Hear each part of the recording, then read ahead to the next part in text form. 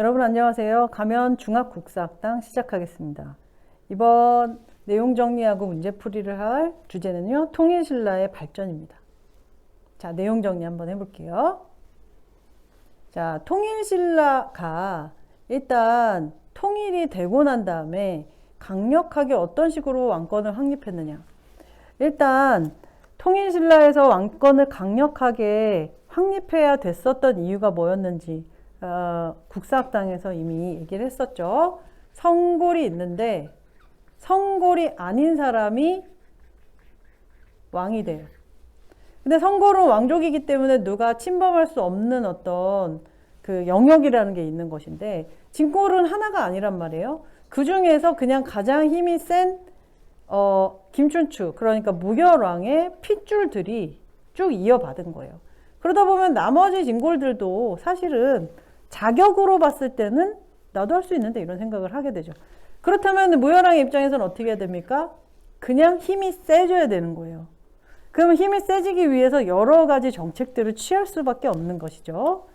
자, 통일 이후에 인구 영토 증가하고 경제 군사력이 강화되고 여러 가지 사회 안정 그 정책들을 실시해서 왕권을 강화시키는 그런 일도 하고, 그리고 이렇게 나머지 그 세력들을 견제하는 그런 일도 하고 그렇게 합니다. 자, 무열왕이죠. 진골 최초로 즉위를 해서 이 이후부터는 직계 후손들, 무열왕의 직계 후손들이 왕위를 계승하게 됩니다. 자, 나당 전쟁을 승리하고 삼국 통일을 완성한 사람은 문무왕이고요. 그리고 문무왕의 아들로서 반대 세력을 숙청하고 관료정과 녹봉을 지급하고 유학을 통해서 나라의 어떤 통치의 그 전략을 세우고 그리고 국학을 설치하는 왕이 신문왕이 되겠습니다. 자, 그러면 이 신문왕 때가 되면은 나라가 거의 전성기를 이제 딱 찍는 그런 상황이라고 생각을 하면 될 것 같거든요. 자, 그럼 다음으로 갈게요. 자, 이렇게 해서 이제 통치체제가 정비되는 그런 시점이 되죠. 그러면 이때는 왕권도 강해지고 이미 통일을 했으니까 옛날에는 그러니까 그 삼국이 아직 각축전을 벌이고 있을 때는 만약에 국경선에 사는 백성들이라면은 아니 오늘은 백제 사람이었는데 내일은 고구려에다가 모레는 신라가 되는 그런 상황도 발생을 해요. 그렇기 때문에 각 나라에서 그렇게 지배한 정복민들을 압박하고 핍박하고 이런 것들이 좀 있어요, 사실은. 근데 통일한 신라의 입장에서는 그렇지 않죠. 왜냐면은 너 옛날 고구려 사람이야. 그러면서 막 핍박해요. 너 옛날 백제 사람이야. 막 이렇게 차별해요. 그러고 나면은 이미 옛날 나라들은 없어졌는데 계속 차별하는 그 나라의 애국심이 생기겠습니까? 계속 옛날 백제로 돌아가고 싶고 고구려로 돌아가고 싶고 그렇겠죠. 그러니까는 통일을 한 이후부터는 신라에서 그 왕들이, 지배층들이 이제 좀 옛날에 있었던 고구려 백제의 백성들을 끌어안으려는 정책을 하게 돼요. 자, 일단은 그렇게 좀 보시면 좋을 것 같고요. 통치체제에서 중앙행정으로 왕 직속기관으로서 집사부, 그리고 집사부의 제일 높은 사람인 시중을 두고 나라를 운영했었다.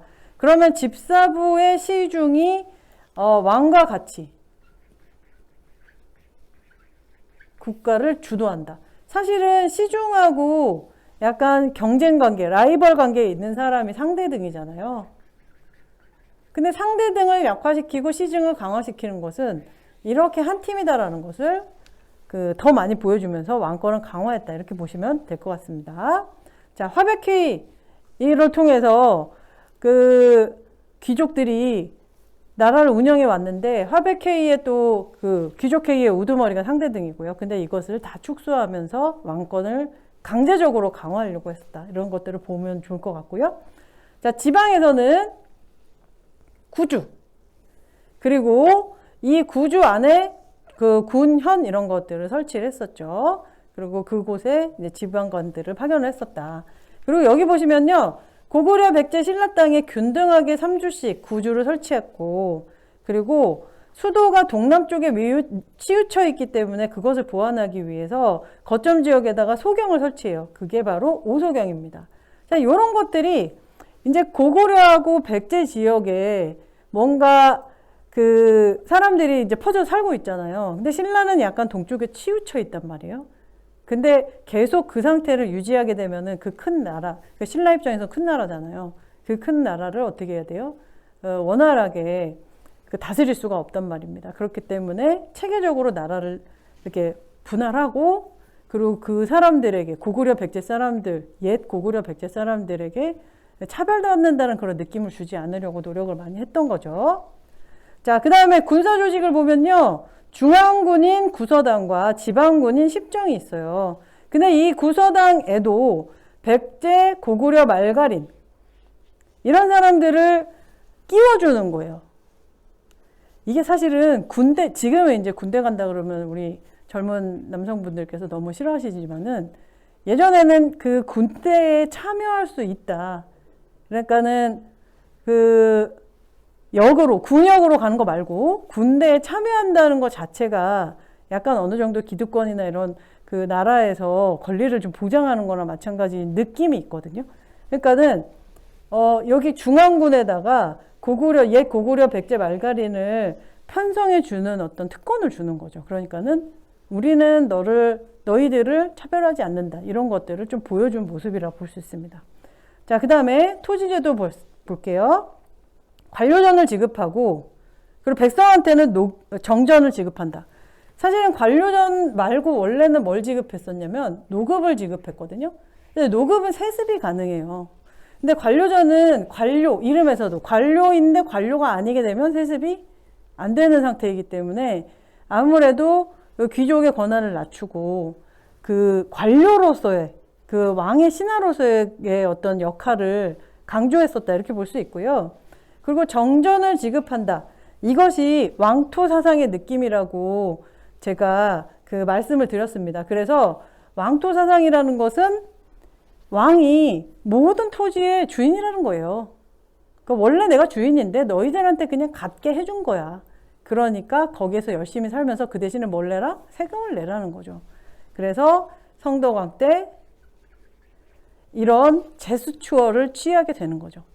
자, 그렇게 해서 농민들에게 지급을 하는 형식으로 소유권을 인정을 해주면서 세금을 징수하였다. 이렇게 보시면 되겠습니다. 다음으로 갈게요. 자, 통일신라가 대외 교류를 어떤 식으로 해나갔느냐. 사실은 여기 보세요. 이제 통일신라가 있고, 통일신라가 여기서만 끝나면 좋은데 이제 발해까지, 통일신라 입장에서는 여기도 하나 신경을 더 써야 되는 상황이 돼요. 그래서 사실 우리 입장에서는 같은 민족인데 이렇게 생각하지만 신라 입장에서는 아니죠. 그죠? 그러니까는 견제를 여기도 해야 되고, 여기도 원래는 했었어야 됐죠. 왜냐면은 당나라가 통일한, 원래는 고구려 백제를 이렇게 멸망시키고 난 다음에 바로 갔었어야 되는데 그러지 않아서 약속을 안 지키면서 매소성 기볼포에서 싸우고 막 그랬잖아요. 그래서 껄끄러운 상태였는데, 근데 양쪽 다 발해가 너무 강해지니까 서로 친해질 수밖에 없는 거예요. 원래는 반목하고 있었는데 이게 셋 중에서 하나가 세지면 나머지 둘이 붙는 거잖아요. 자, 그래서 발해가 공격을 하게 되면서 견제를 위해서 당나라에서 우리 친하게 지내자. 그래, 좋아요. 이렇게 된 거죠. 그래서 서로 사절, 유학생 승려 이런 것들이 자주 왕래하고 문물교류가 빈번해지면서 당나라에 신라 사람들이 사는 어떤 타운이 형성이 되게 됩니다.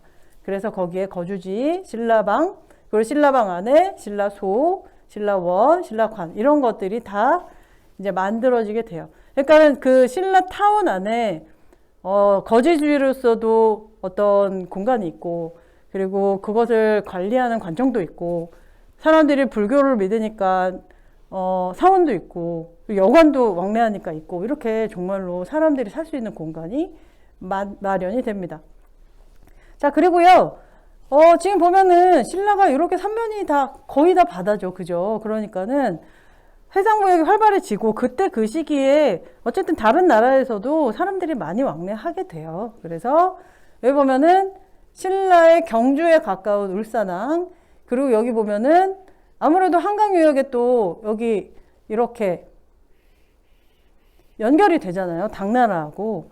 거기에 당나라하고 여기 교류할 수 있는 어떤 항구로서의 역할을 많이 했었던 당항성. 요렇게 그 거점마다 큰 항구들을 가지고 해상무역을 활발히 했다. 이렇게 보시면 좋을 것 같고요. 그래서 보통 수출은 금은 세공품, 손이 아주 그 세심하기 때문에 그래서 손재주가 좋죠. 그리고 명주나 인삼 이런 것들이 수출품이었고요. 고급 비단이나 책, 향신료, 의약품 이런 것들은 수입을 많이 했습니다. 중국에서 많이 수입을 했겠죠. 자, 그 다음에 장보고가 청해진을 설치하면서 그 지역을, 그러니까 장보고뿐만 아니라 이 신라는 점점점 후기로 가면 갈수록 지방 세력인 호족들이 자기 지역을 지키고자 노력을 많이 했었어요. 근데 어쨌든 뭐 호족 지방 세력들은 자기 지역을 많이 지키는 그런 그 특징을 가지고 있어요. 그래서 해상 지역에서는 해상 쪽에서, 아니 내륙 지역에서는 내륙 지역에서 또 역시나 그 지역을 잘 지켰습니다. 그래서 장보고는 해상 세력이라고 볼 수 있고요. 해상 무역권을 장악하고 세력을 형성하면서 점점점 그 커졌었는데, 결국에는 뭐 정권을 잡거나 그러진 못했고요. 그렇지만 어쨌든 해상 세력으로서 굉장히 큰 부를 축적했었다. 이렇게 보시면 좋을 것 같습니다. 그리고 일본과 당에서 수입한 물품을 일본에다가 중개하고 그렇게 해서 이득을 보기는 했었어요. 그리고 신라가 가지고 있었던 어떤 선진 물물, 그러니까 중국에서 받아들였거나 신라에서 개발했었던 그런 것들을 또 일본에다 진출시키기도 했었다. 물론 이제 감정적으로는 그렇게 좋은 사이는 아니에요. 그렇긴 하지만 그래도 일본이 뭐 그렇게 지금 위협적인 상황은 아니거든요. 그렇기 때문에 너그러운 마음으로 좀 전달해주고 이렇게 했었다. 이렇게 생각하시면 되겠습니다. 다음으로 갈게요. 지금까지 내용을 정리한 것을 토대로 문제를 좀 풀어보도록 하겠습니다. 제 시문에서 설명하고 있는 시기로 옳지 않은 것은 통일 이후 신라는 강화된 경제력과 군사력을 토대로 왕권을 강화했는데 태종 무열왕은 진골 출신이에요. 최초로 왕위를 즉위했고 무열왕의 직계 자손이 왕위를 세습했다. 자, 이 시기는 언제냐면요. 자, 상대와 중대와 하대 중에서 중대죠. 자, 상대, 중대, 하대를 이렇게 구분했을 때 이 그래프, 이 모양과 같이 가는 게 뭐죠? 왕권, 그리고 집사부, 시중, 그리고 육두품이죠. 이렇게 반대되는 것이 바로 상대등과 귀족들입니다. 그러면 상대등이나 그 상대등을 포함한 귀족들의 어떤 그 세력을 좀 약화시키고 왕권을 더 강화시키는 방향으로 나라의 체제를 완비하는 방향으로 이때 정책들이 시행이 되었을 것이다 생각을 할 수 있고요. 요 무열왕 때부터 쭉 이어져서 무열왕의 직계 자손이 끝나는 시기까지. 자, 그러면은 무열왕 때 요 시기에 좀 제일 우리가 눈여겨봐야 될 왕이 무열왕, 그리고 통일을 완성한 문무왕, 그리고 그 이후에 통일 이후에 나라의 체제를 완비한 신문왕, 이렇게 볼 수 있거든요. 자, 그러면 국학을 설치해서 인재를 양성한 사람은 신문왕이에요. 지방 행정 조직을 구주 5소경으로 개편한 사람도 역시나 체제 완비를 한 신문왕입니다. 노급을 폐지하고 관료정과 녹봉을 지급하여 상대등 포함 귀족들의 경제적인 어떤 세력을 약화시키려고 했었던 것도 신문왕이고요. 집사부 시중을 중심으로 중앙정치가 운영이 되면서 더 강하게 만들어진 것이 무열왕 때부터 이제 신문왕 때 이것이 완비가 됐다. 이렇게 보면 좋을 것 같아요. 화랑도를 국가적인 조직으로 개편해서 인재를 양성한, 이 화랑도 나오면 누구죠? 진흥왕이죠. 그렇기 때문에 이 문제의 정답은 5번이 되겠습니다. 자, 다음 문제예요. 통일 후 신라에서 제시된 정책을 시행한 이유가 무엇이냐 물어보는 건데요. 우소경 설치하고 구서당을 설치하면서 수도의 치우침을 보완하고 신라 고구려 백제 귀족을 함께 거주시켰다. 그리고 중앙군인데 신라 고구려 백제 말가리들을 다 그 부대의 그 조직원으로 받아줬다. 이건 뭐예요? 굳이 통일신라의 내용인데 고구려 백제 이렇게 이야기하는 것은 통합하고 융합하겠다. 이제 통일신라로서 하나로 뭉치겠다. 이런 내용들이겠죠. 자, 첫 번째, 민족의 융합을 위해서이다. 두 번째, 왕권을 강화하기 위해서이다. 세 번째, 외세 침략을 막기 위해서이다. 네 번째, 호국불교를 확산하기 위해서이다. 다섯 번째, 효율적으로 지방 세력을 견제하기 위해서이다. 요 내용을 두 개 다 뭔가 같이 고려해서 봤을 때는 1번이 정답이 되겠습니다. 자, 그럼 다음으로 넘어갈게요. 자, 다음 문제 볼게요. 다음 제시된 정책을 시행한 왕이 누구입니까? 반대 세력 숙청하고 관료전 지급하고 국학을 설치했다. 관료전 국학. 정답은 3번이 되겠습니다. 자, 이 신문왕은 사실 통일신라에서 웬만한 정책을 다 시행한 사람이에요. 그렇기 때문에 통일신라의 내용에서 웬만한 어떤 내용 그 질문이 나왔을 때 되도록이면 신문왕으로 좀 정리를 해보시면 좋을 것 같고요. 거기서 이제 무열왕은 이제 시작한, 그리고 당나라와의 교류를 시작한 사람이라면은 문무왕은 통일을 완수한 사람, 그리고 통일을 완수하고 난 다음에 모든 체제 정비는 신문왕 때 다 정리가 된다. 이렇게 생각하시면 되겠죠. 자, 그럼 다음 질문 보겠습니다. 빈칸에 들어갈 말을 순서대로 연결한 것은 신라는 통일 직후 당과 전쟁을 치렀기 때문에 당과 관계가 당연하죠. 그죠?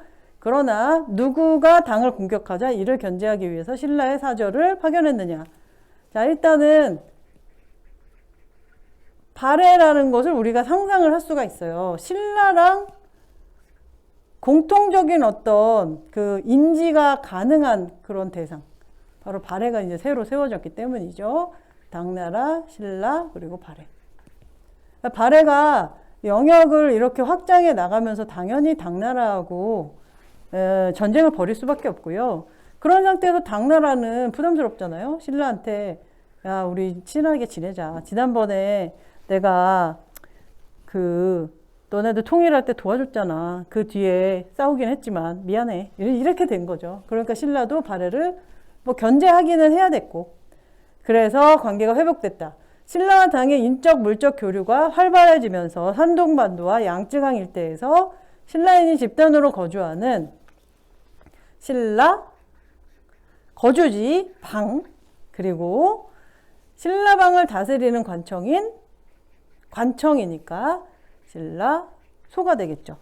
자, 그래서 발해, 신라방, 신라소. 정답은 2번이 되겠습니다. 자, 이렇게 해서 통일신라의 사회 그리고 정치에 대해서 봤습니다. 수고하셨습니다.